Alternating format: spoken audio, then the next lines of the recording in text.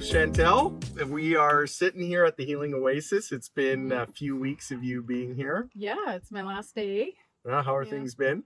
Amazing. Awesome. Yeah, sad to leave and ready for the next step. Yeah, awesome. Well, the reason I wanted to have this conversation with you, as you know, is about coffee enemas. Yes. I'm happy to be everyone's poopspiration. Poopspiration, I like it.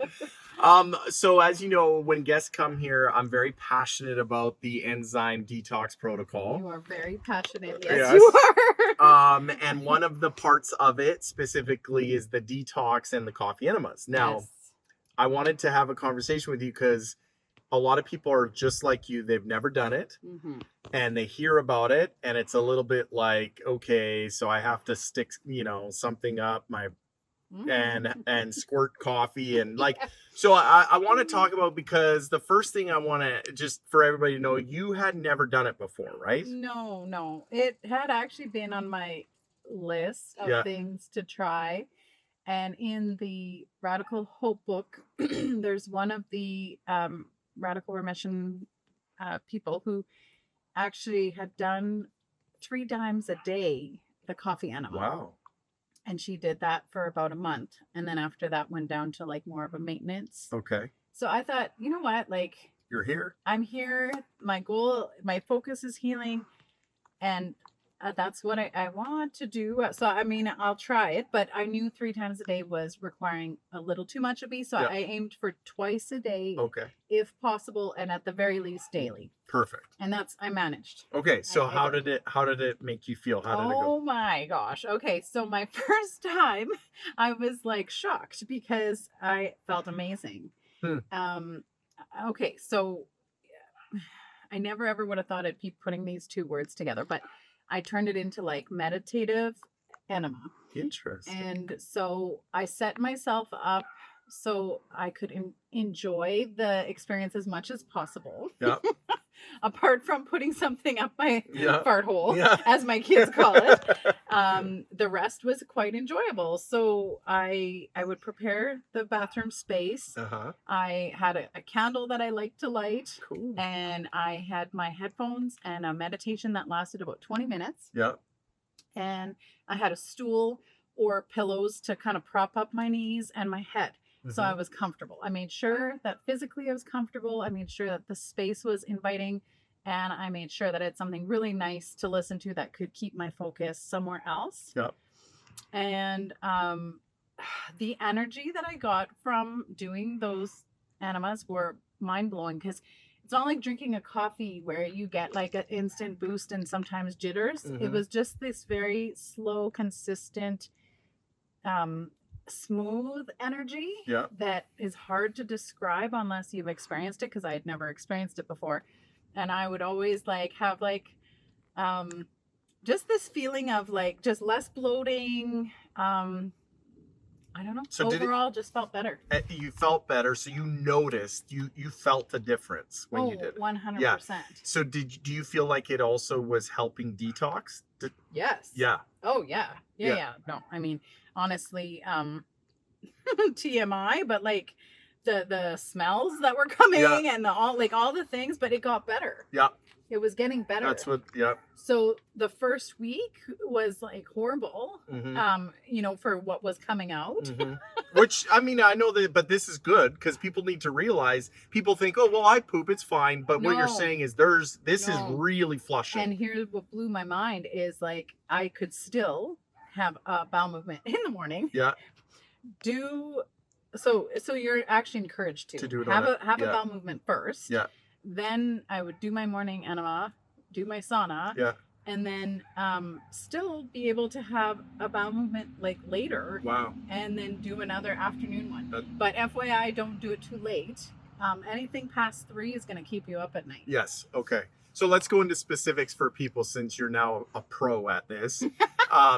So the coffee that's supplied in the coffee enema kit, did you use a pot? Like, how did you do it? Yeah, actually, I would boil the water 5 minutes, just the water, before. Then I would add 4 tablespoons of coffee in the big pot. Okay. So the pot is, because I was doing it twice a day, I was doing a liter split in two. Okay, a liter So, split in two. Yeah, Okay. so I'm doing 4 tablespoons in a liter. Okay. Then boiling it another 5 minutes, shutting it off, Mhm. and then letting it get to room temperature. So I often made my batch the night before. Okay. So that practicality wise, in the morning, all I had to do was just heat it up and strain it. Perfect. And how did you strain it? Over a coffee filter? I just used a coffee filter. Okay. Yeah. And then, okay, so now were you talked about the setup in the bathroom, but I was trying to visualize it. Are you on your back? Are you on your side? What are you doing? Yeah. So I needed to get coconut oil. Yeah. Well, this is good to know. from Chef Shane. Yeah.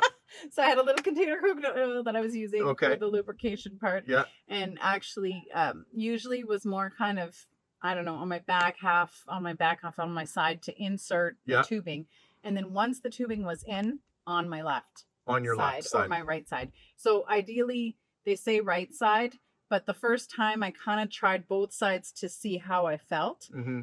If you're trying to get to the liver, you want to do the right side. Okay. So in my case, with cancer being in my liver especially, I was focusing mainly on the right side. Okay. But when you look at the research, they're like, they say you can do half and half, like, okay, if you're trying to keep it in for a minimum of 12 minutes. Which is what you're trying to do. Yeah. I've never left it in for less than 12. Sometimes I made it up to 15 or even 18, but that was the max. Okay. So I would sometimes split my time from one side and to the other. Okay. Again, with cushions between my knees and something to support my head. So, I'm a newbie at this when I ask this, but this is good. So do you have it up higher, the where the coffee's in the bucket? And then is there like a valve on the hose? There is. Okay. It's a bit hard to maneuver sometimes, especially if you still have coconut oil on your hands.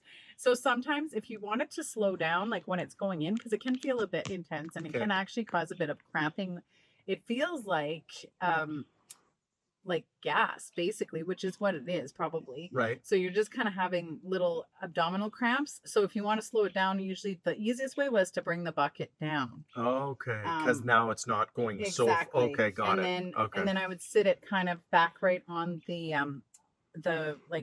counter, basically, the vanity. Okay. Or depending on the configuration of your bathroom, like I know one of the participants was hanging it on the shower handle. Right. But to me, that would have been too high. Too high. So too high. So you don't want it more than 3 feet from your body. Okay. Because if you're putting it too high, it's going to go in too fast. It's going to be really painful. And you're not going to actually be able to hold it in as long because that urge is going to come a lot quicker. And it's important to hold it for 12 minutes. You want to hold it for a minimum of 12. 500 milliliters. Yeah. If you're doing it twice a day. If you're just doing it once a day, you can aim to do 1,000. Okay. But if it's your first time, go like slow and less is better. So 500 first time, and I would take as many breaks as you need. So bring the bucket down or put the clamp on as many times as you need until it all goes in. Okay, so now I'm going to tie this all together. So we have a presentation that people go through with Dr. Wood, and he talks about toxicity and how people have heavy metal and maybe mold or this. And he's a big believer in the coffee enemas. Mm-hmm. We do the saunas, which is that's not what this is about. But I want to know, I know you're not a doctor, but tell me your instincts. Is your instinct telling you that the coffee enemas are definitely helping clear your body? Yes. I had an energy here that I haven't had for years. Huh. So, I mean, it's part of it. It is part of it because there's a lot of factors, and we're incorporating a lot of the radical remission factors here too. But the days where I just did the one, I did notice a difference in my energy in the afternoon. Interesting. And it was more a time constraint. Like if I didn't do it in the afternoon, it's literally just because there was too much going on, and then it would pass that window. So if it's past 3 o'clock, it wasn't worth it because I did do it one time past 3, and it kept me awake till probably midnight or 1 in the morning. So so do it before. Knew it wasn't worth. So were you on the enzymes too? Oh yes. Okay, so this is really, I'm glad everybody's watching this, because if you don't, I've seen people go on the enzymes and not do the coffee enema, and it actually, if they feel almost sick. Oh yeah. So the fact that I was feeling amazing. Amazing. So this is super important for people to hear this, because you did the enzymes and the coffee enemas, which is what Dr. Wood says to do. Yes.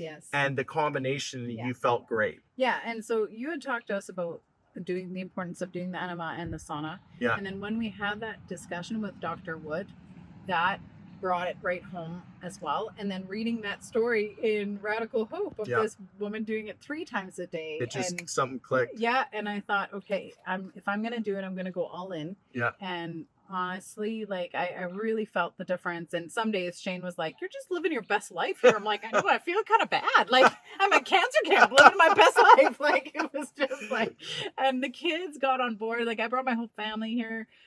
They're young, they're 10 and 7, and they were really funny. They even, one day I was like, I'm craving like a really good coffee that I could drink.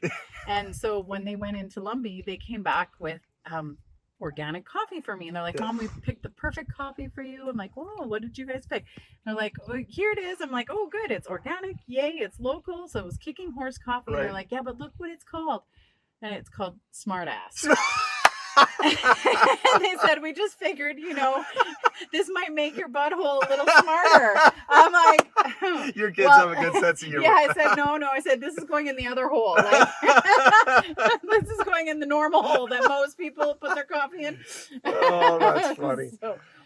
You are definitely a poop-spiration for everyone. Thank you for sharing. It's funny because this is such a big deal because so many people are like you when they come. The coffee enema just feels so foreign to people. Yeah. And you know what? Once I got past maybe the blockage we have around, obviously, sticking things up there. Once I got past that, I literally embraced it and was able to actually look forward to my meditative enema. And even in the update that I sent to like family and friends, I even said it in there that I was doing these daily, sometimes twice a day enemas, and I signed off as, soon to be super pooper, but still full of shit. Hope, love, and light. Signing off, and they got a kick out of that. But a lot of people were shocked, like thinking, oh my gosh, like she's doing these daily enemas. But like, you don't know till you try it. And you don't know how much, like for me, it's made a huge difference. And I've always struggled a little bit with like digestive issues. So I feel like it made a big difference. Perfect. Awesome. Well, thank you, Chantal, for sharing. Thank you. This was so good.